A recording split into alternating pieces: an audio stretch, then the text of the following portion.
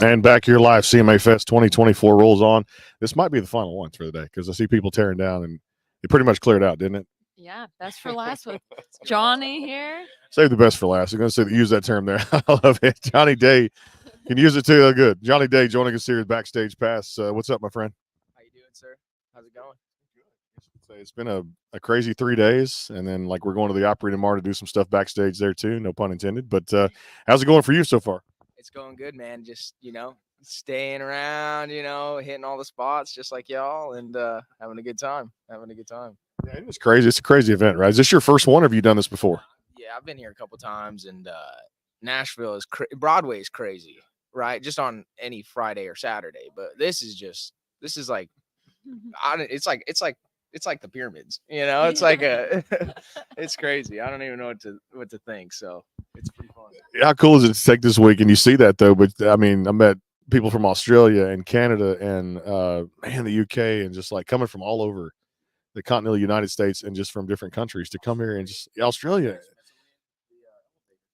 to impact this event. But how important is it? Just, I mean, you guys are giving back to the fans. Oh man, it's just it's great to have the opportunity, the opportunity just to be here and give people something that makes their day a little better, and be there to talk to them and just meet them face to face. So that's a great time. Let's talk about the latest music. I mentioned the single. I'm gonna use the term banger because I love using that too as well, which I love it. That one to get the exciting music out to the fans, and talk about some more projects coming up. Yeah, so I just put out a song with Lathan Warlick. It's called "Take It to the Country." It was kind of a crazy situation. My producer hit me up. We were supposed to have it right with somebody else, and then he's like, "Hey, Lathan's coming into town," and we ended up writing that song that day and pretty much finishing it. And then he put it out like 3 weeks later, and I was like, "Okay, cool, let's go." And now, we've been out to Fresno playing that. We've been playing that thing all over the place, so it's been amazing.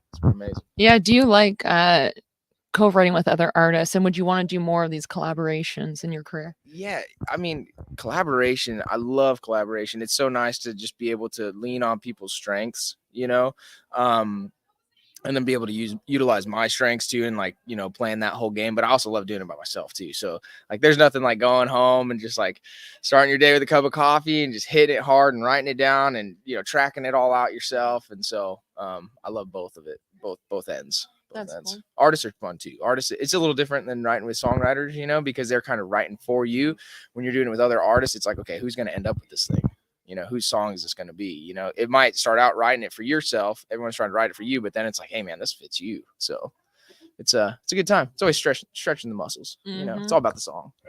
All about the song. And that's where I was going right here. Talk about that, because also there's so many talented songwriters here in this town, which is crazy. A lot of people that just sit out there, pen to paper, don't even have to ever get in front of the camera or turn it over to somebody else who brings it to life. But they bring it to life through the writing, what they do out here. And this town's just saturated with so many great songwriters. Oh man, some of the songwriters I know are just it's just like, how are you not an artist? Like some of these things that they're saying, these lines that they come up with, and it's like, it's just talent, and some people are gifted with that, just to be able to like spit out line after line after line. And, I know a lot of good songwriters where it's just like, you can't go wrong with them, just the melody, the line, how it all ties into the tag, it's just beautiful. So can you give us any sneak peek of what's coming down the pipeline for you and your music? Because I guess it's been about a year since the last time we heard something from you, I guess. Yeah. I put out my last song, Somebody's Lying. It was at the end of last year. So almost a year, coming up on a year. I got a song that we're just about done with. I'm about to put it out. Super proud of it. And then also we got a bunch of cooking.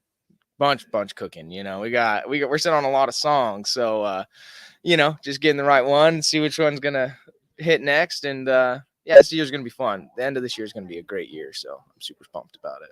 All right, let's go in here. What album are you kind of getting into? Of just these a lot of great releases over this past couple of months. Holy crap! I mean, this and even in the last year when you released your single there too as well. I mean, what album or albums are you getting into where you're going, you know what, I'm going to go cover to cover, 12, 13 songs.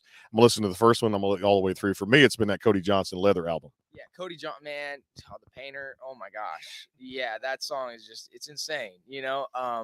I listened to that whole Morgan Wallen album, that huge giant album. I was actually driving home to Colorado. I'm like, all right, I'm just gonna listen to the whole thing. I had the time. It was like 19 hours. I listened to it the whole way there. Love that stuff. Love Ian. Listen to a lot of his stuff. Ian Munsick. Yeah, he's great. A couple of my buddies too. Jacob Rice, he's another artist around town, and my other friend Trevor Martin listened to a lot of his stuff too. So, I think, I like to keep my finger on what's going on, but I also love like the old stuff, like Glenn Campbell. I listen to a lot of that, man. I'm still, and I, still listen to a bunch of George Strait. You can't go wrong. It's still like, the magic that they had. I just saw Rodney Atkins the other night. It's like, my buddy plays bass for him, and it's just, dude, the songs, man. It's just like everybody knows it still to this day, and like it's like, dang, Rodney sings, he always sings that song and that song and that song and that song and that song. It's just incredible. So love all that stuff.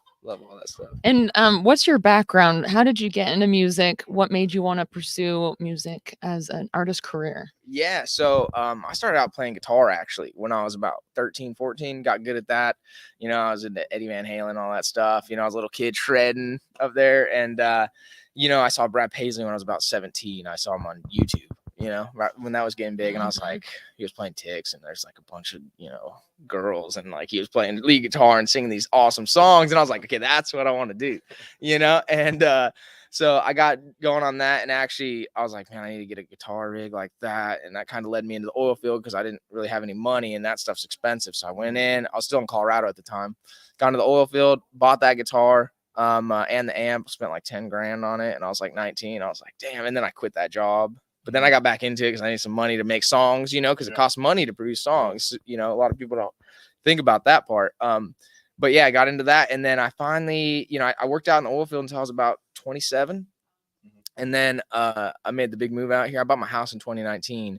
And then kind of was still going back and forth. I was actually flying to Colorado to work a week, and then I'd fly back to Tennessee and do the artist thing for a week, so and I did that for about 3 years. And then it's been about 2 years ago, I totally made the transition and totally here in Nashville. So, I'm just another Colorado kid trying to, I just love music, and just like y'all, there's something about a great song where it just hits you. And I'm just one of those people that have that urge to go out there and make great music myself, and put it out to the world and see what happens. So I can guarantee you it's one of those questions. I love it too, but man, I tell you, you mentioned the songs, and that's what it's been about. Every artist has said that this week about just a good song is a good song, no matter what is out there.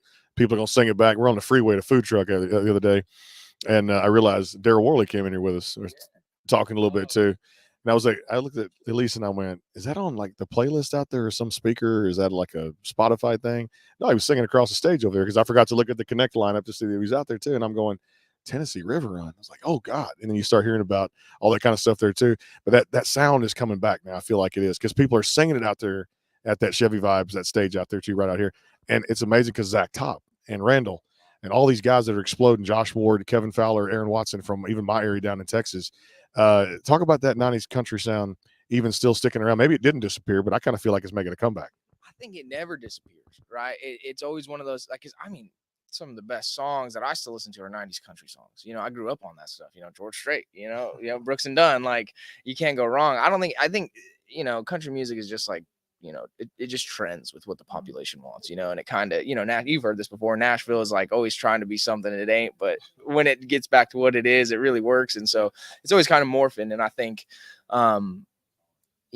as far as it disappearing and coming back, I feel like it was just long overdue, and you had FGL come out and they had huge songs, huge songs. And you got Morgan coming out. He's like leaning into some of that, traditional country stuff too, but he's also got his whole rap kind of EDM or trap vibe, going on. So I honestly, man, but I mean, Jaboozy, like you got that song where it's just like, that's another one where it's just huge. So I think it's about the song, but I do think there's a certain population demographic, especially where I'm from, where it's like they're just country through and through. Like they put up fences, that's what they listen to, and that's just their lifestyle. So that's still, and it's always been around. They've always, everyone growing up, it's like, why doesn't this sound like the stuff we grew up on? And I think, you can only do George Strait can only do George Strait for so long. It's like a good quarterback, right? A team with a good quarterback. The Broncos had John Elway forever. I'm a huge Denver Broncos fan. But then it kind of went through a period where it's like, okay, what is this thing? And then you get Peyton Manning, and it was like a great thing, but it was different. So, and it's just like Randall King and Zach, it's like it, but it's not the same. It's like a new version of that, which is really refreshing. So Cody Johnson too, you know, it's still it doesn't sound like that old stuff, but it's you could hear the inspirations from it. So it's like I don't know, evolved version of it, to put it that way. So the song is a good song too as well. That's kind of been the theme of the week, right? That's the good thing with it. Song, man. Making it come to life. Hey, appreciate you being with us. Have fun the rest of CMA Fest too as well.